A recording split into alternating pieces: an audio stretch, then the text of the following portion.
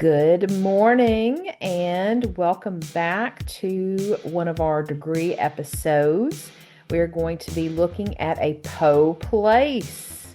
Jeanie, what Mhm. place are we going to today?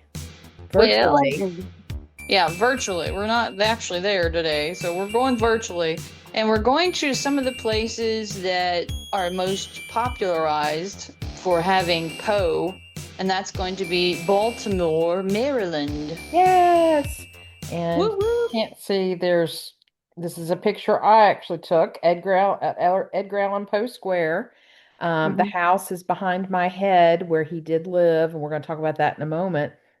And this was at one of the International Edgar Allan Poe festivals in Baltimore.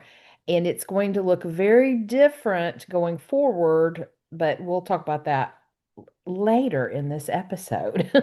Mhm.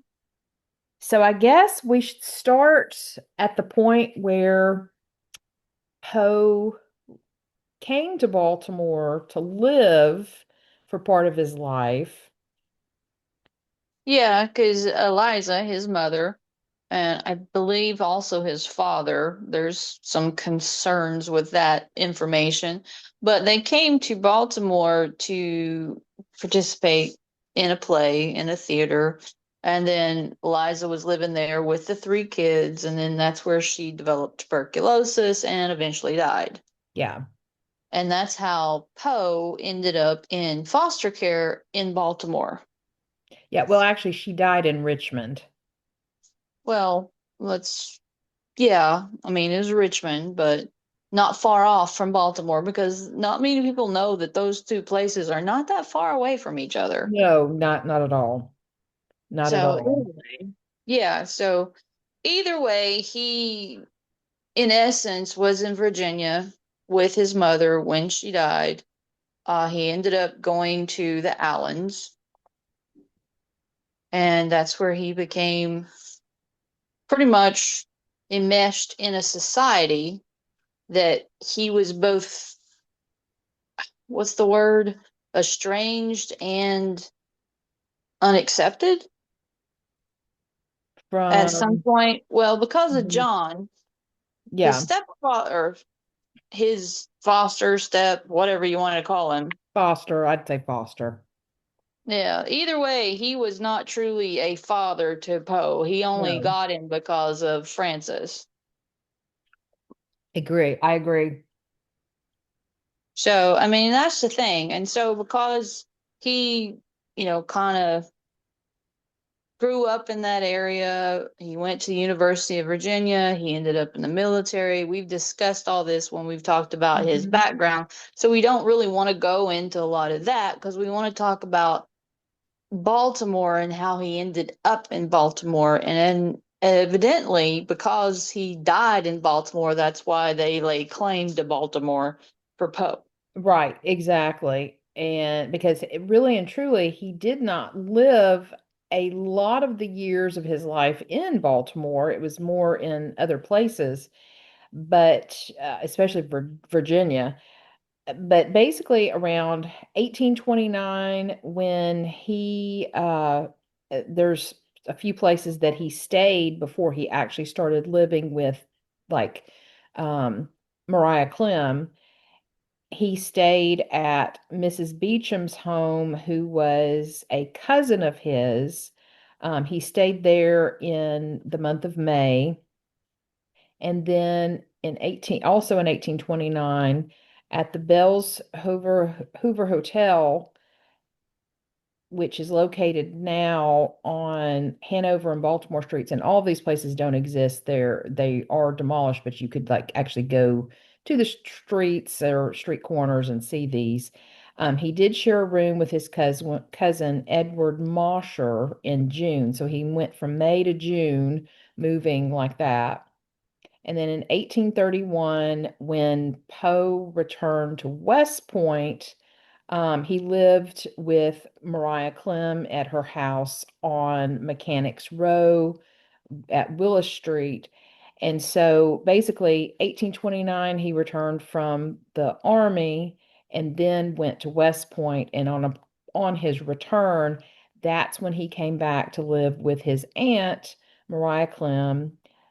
They moved to the street or the Poe House, which is behind me on North Amity Street, which still exists.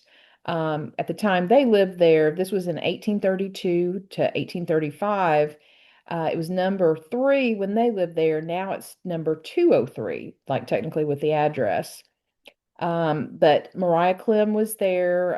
Her husband had passed. Her daughter Virginia was 10 when Poe came to live there. And then her mother, who was very ill, Elizabeth Carnes Poe, Poe's grandmother, also lived with them because her husband's pension basically helped pay for their rent and things like that.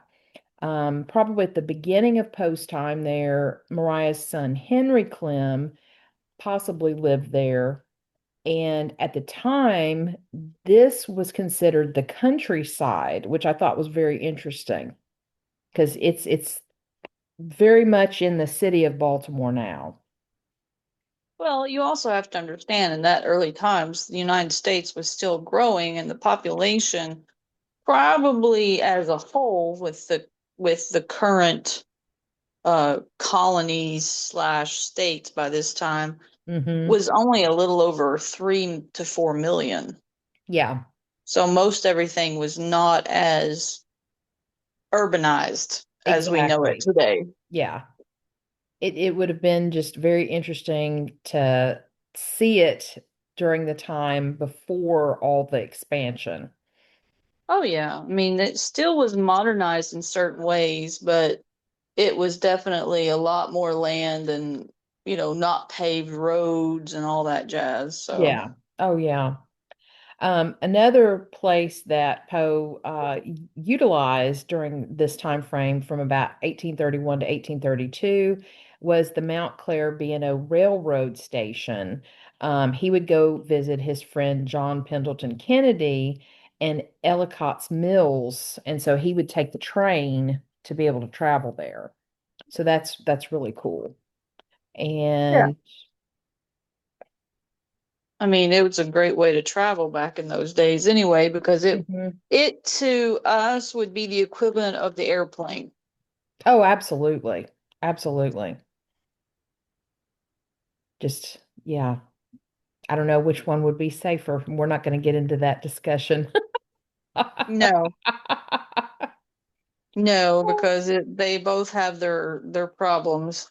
Oh, absolutely. Absolutely. But again, we're not going to get in that discussion because Jeannie will take this episode and turn it into air disasters. Oh yeah, hey, I could actually turn it into train disasters. Trust me, I know those too. So Oh, I know. I know. yeah, we're not going to go there. So we're talking about the actual city of Baltimore and why they lay claim to Poe.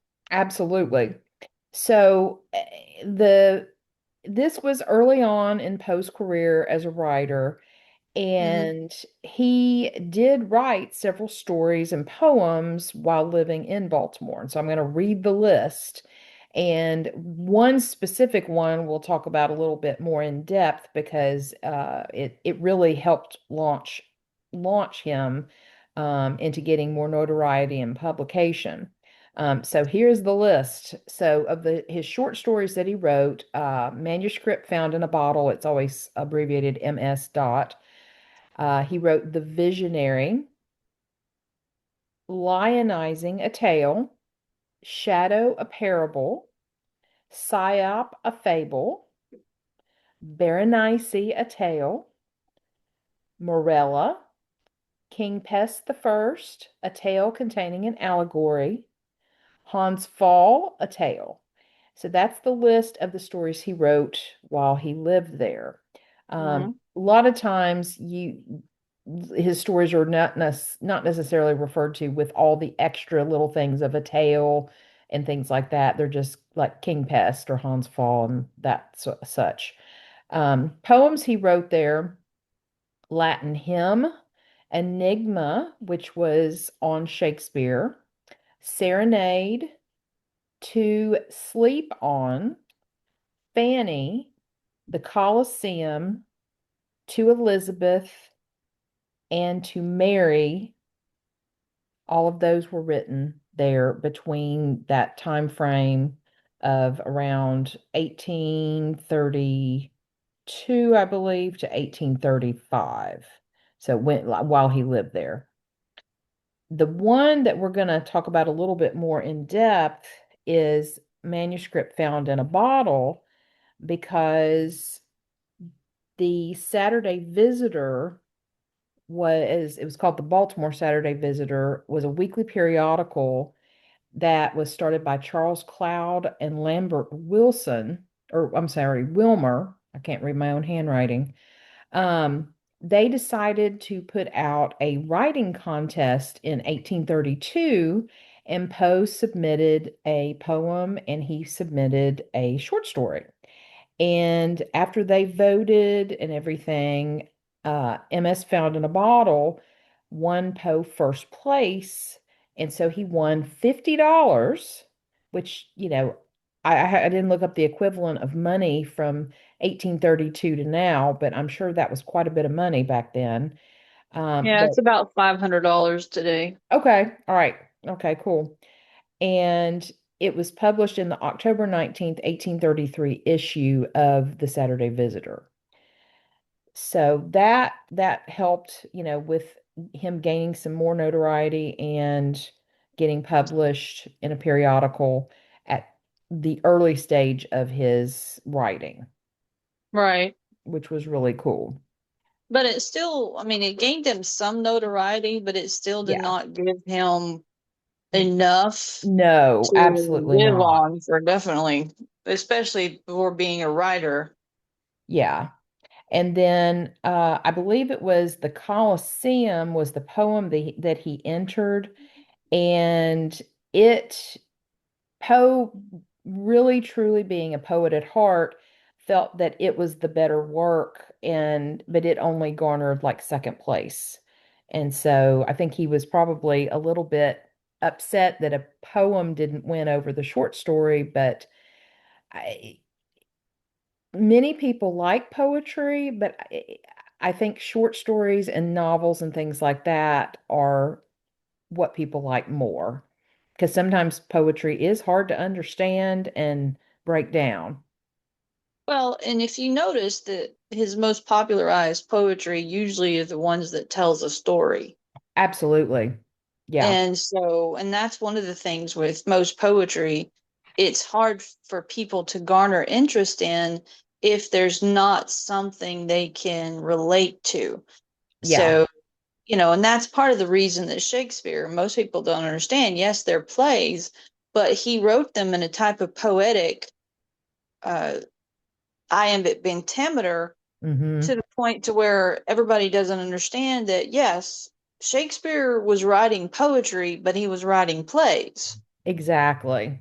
And then Poe, he did take some, like, that's one of the reasons I think The Raven is one of the most popular ones, is because of its storytelling Hmm. aspect. Yeah. So yeah, and it was a disappointment for Poe definitely to, because poetry was in essence, from what we've gathered, one of his first loves and something Hmm. he attached himself to more than short stories. Absolutely. But that's just the way the cookie crumbled back then because look at it, there was Right. quite a few poets in those days. Like, you had Lord Byron, you had uh uh I just drew a blank. I got to Lord Byron and then I went, ooh, oh, you got Shelley, you've got uh Yeats, I think was it the same or maybe. Anyway, you had a lot of others who had a lot more following because they had higher class Hmm. of people that were following them, so they would pay for theirs just because of who they were, not really what they were writing at the time. You're right. Absolutely. So, so those were the pivotal years of Poe living in Baltimore. And he and Virginia, his wife, didn't get married until 1836, and that was when they were in Richmond. And so Poe moved the family to Richmond to work at the Southern Literary Messenger, Mhm. but they didn't get married until they arrived there. And so Mhm. I think there's some, lore that possibly they had a secret marriage in Baltimore, but I don't think there's been any proof of that. I just know things that I've read that that comes up sometimes. Well, But yeah, it's just another one of those rumors. yeah, and it could be true. We just don't know. Mm. So another important aspect of Poe's time in Baltimore, he lived just a few short years here, but he did come back and he stayed permanently forevermore. And so in late September of 1849, he was traveling back to New York.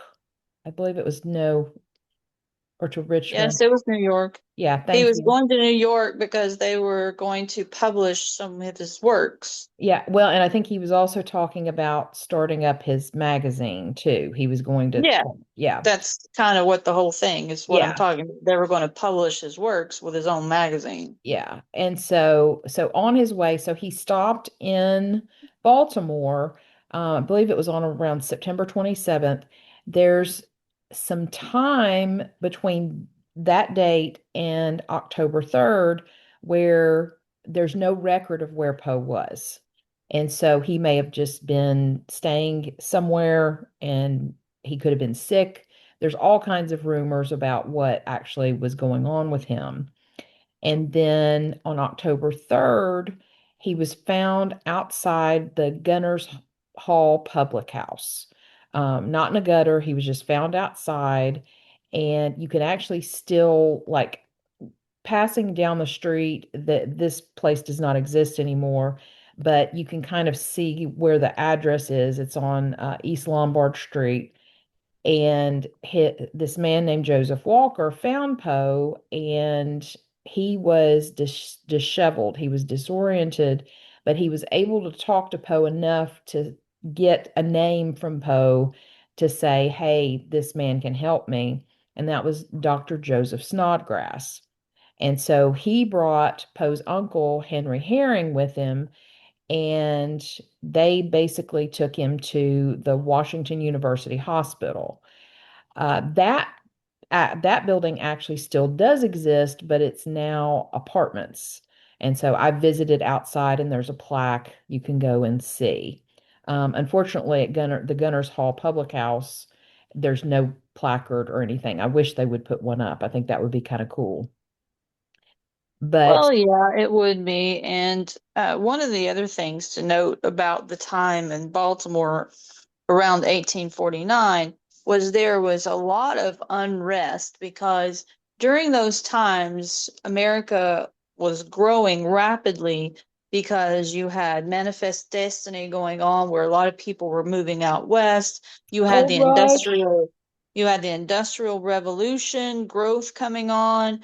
You know, you had working class neighborhoods starting to develop, and plus you had a lawless political scene going on, Mm-hmm. which means that it was it was a growing industry of politics. And one of the things, and I can't remember exactly what they called it, Mm-hmm. but politics, especially voting booths and stuff nowadays, are very controlled. Well, Yes. back in those days, they would literally buy people or anything and send them in to vote many times over to try to sway.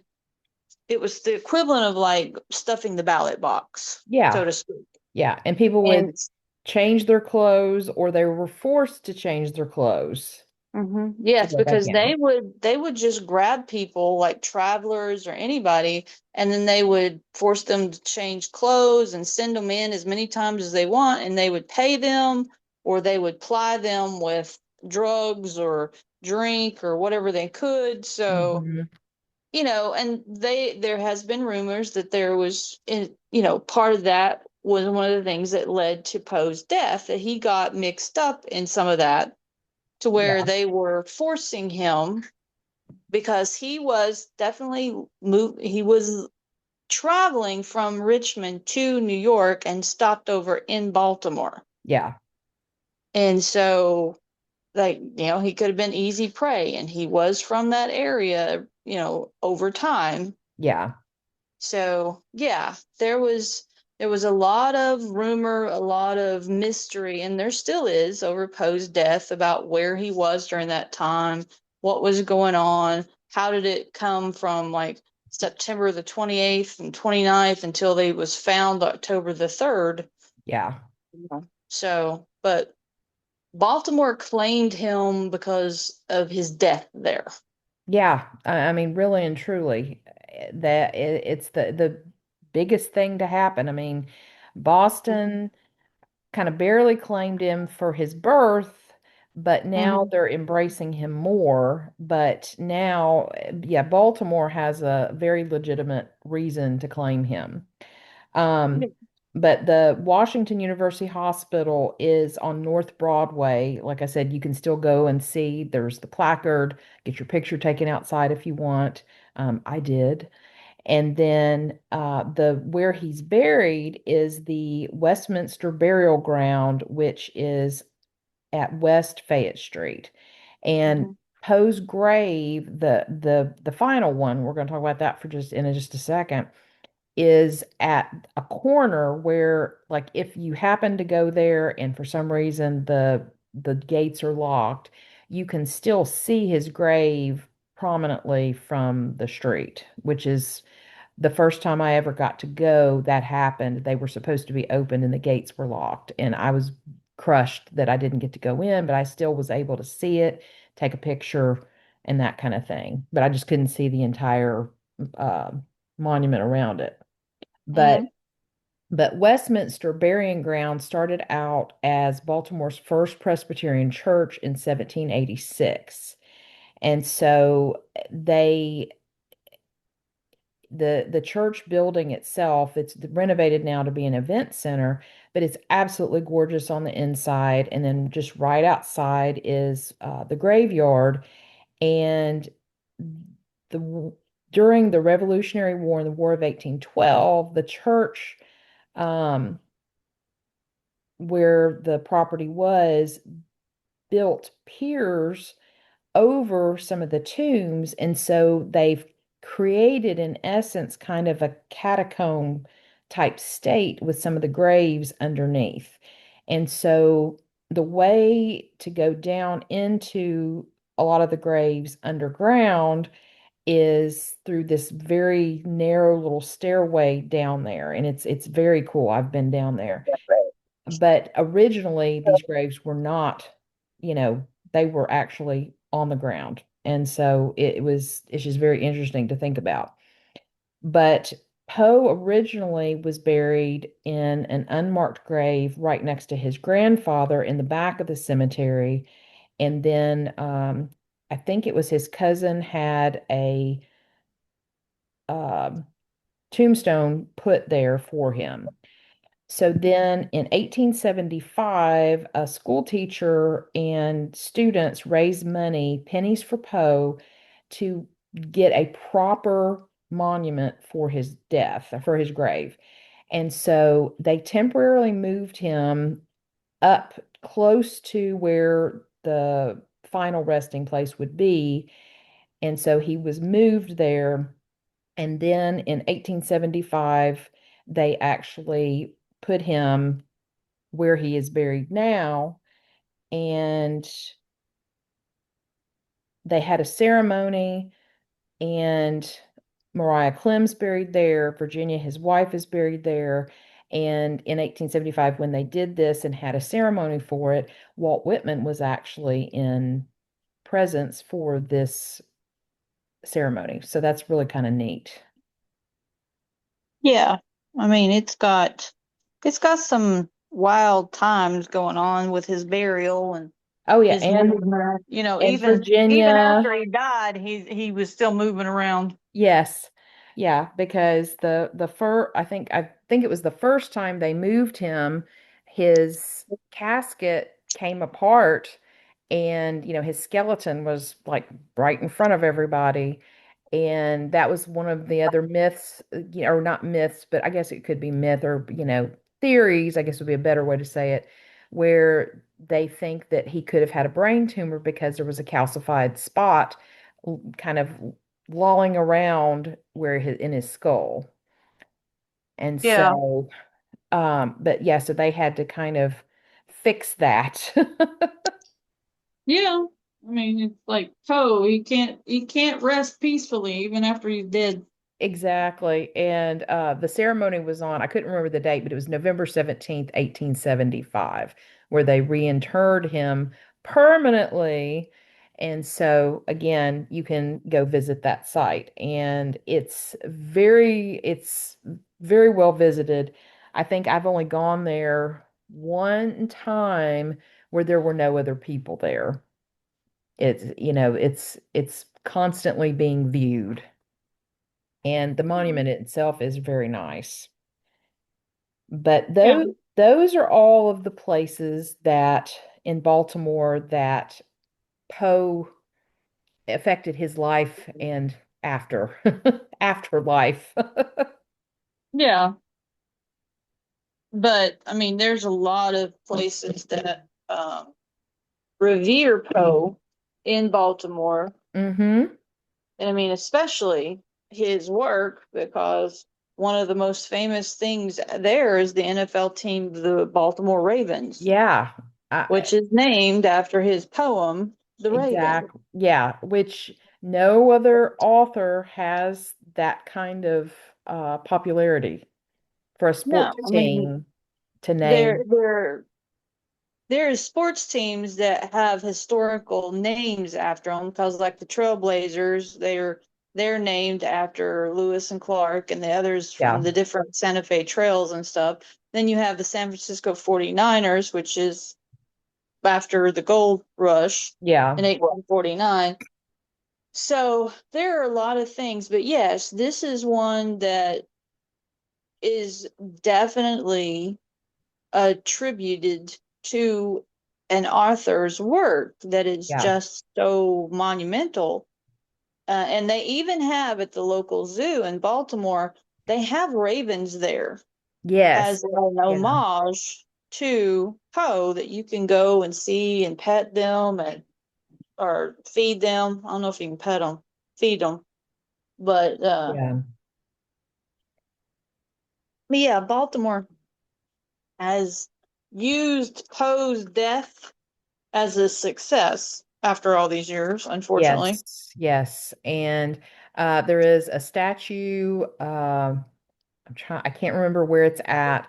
There's a street when you're passing through, you can see it pretty prominently, Mm-hmm. but you can actually like go and like walk up to it as well. I've never had the opportunity to do that, but I've seen it.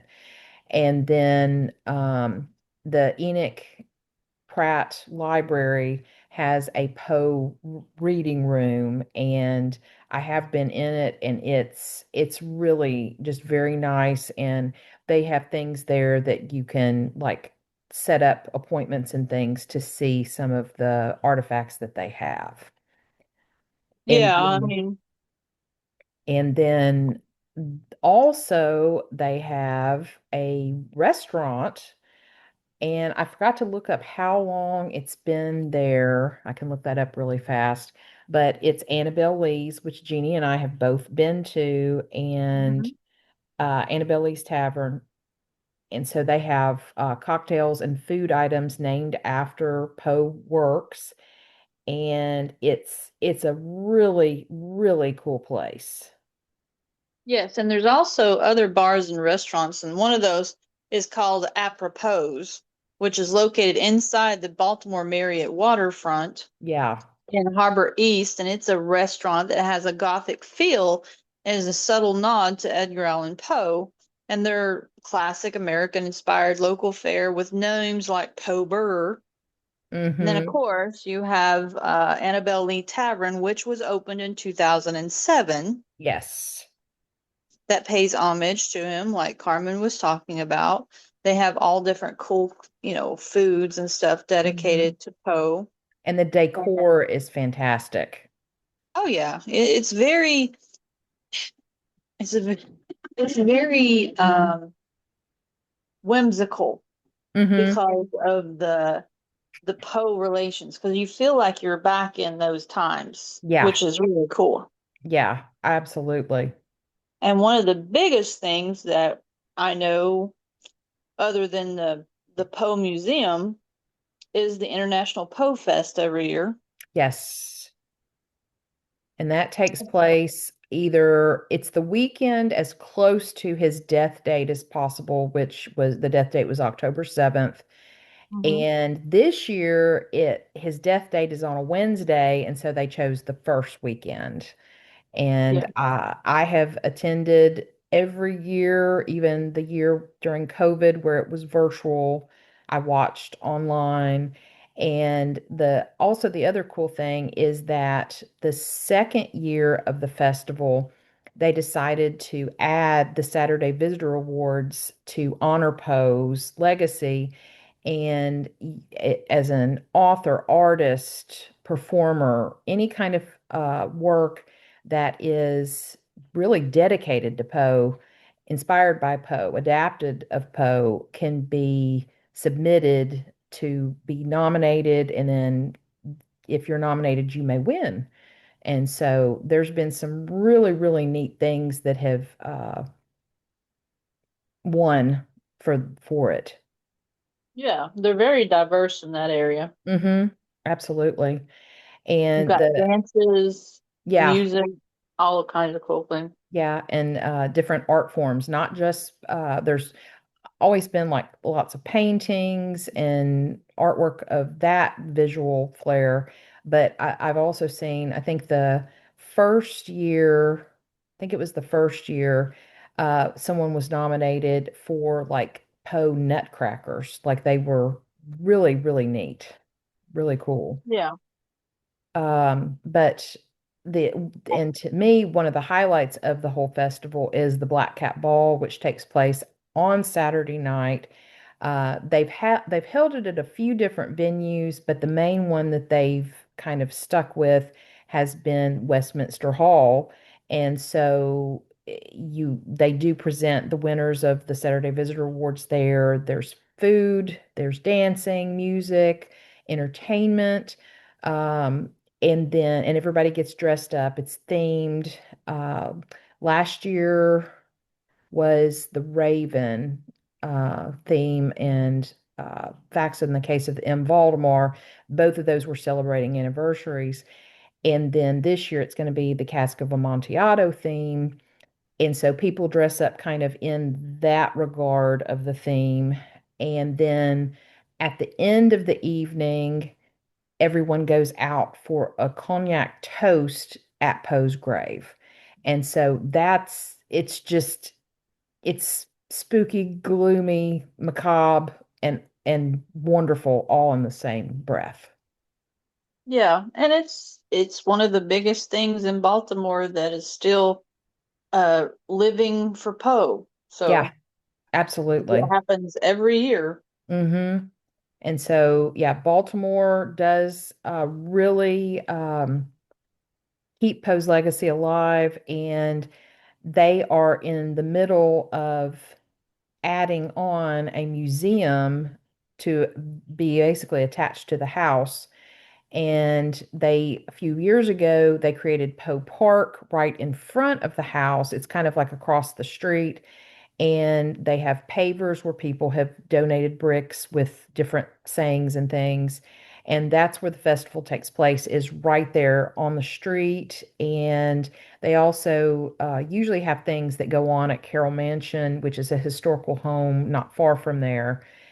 And then it's an amazing time. So if you get the chance, it's October 2nd through the 4th in Baltimore, Maryland. Come on out, and we'll be there as a vendor. Yay! Yes. Yeah, Yes, it's the tons of Six fun. Degrees of Poe. So yeah, Yes. I mean, Baltimore and Poe is synonymous anymore, and we're Hmm. thankful that Baltimore pays the homage that they do to Poe and Yeah, keep them alive. And we hope that many other places continue to mark where he was, where he went, where he left. You know, exactly. And you can tour the house. You just have to make the reservation for it. And it's very fascinating to go in and see everything. yeah, it is. And then, we've talked a little bit about, but Richmond, since it's so close, you got to run down there if you want to check out some artifacts from Poe's life. So, Absolutely. Yeah, their museum is fantastic. but if you ever get the chance, go hang out in Baltimore, and it's got a lot more, but there's a whole lot of Poe going on. Yes. So you'll enjoy it as we do, Yes, as the Poe ghost of his legacy still hangs around in some areas. There has been rumors that you can see him passing through some bars and places that uh, represent Poe. So they have some ghost tours, so you can try those out too. Maybe you'll get a glimpse. that's true. You never And know. yes.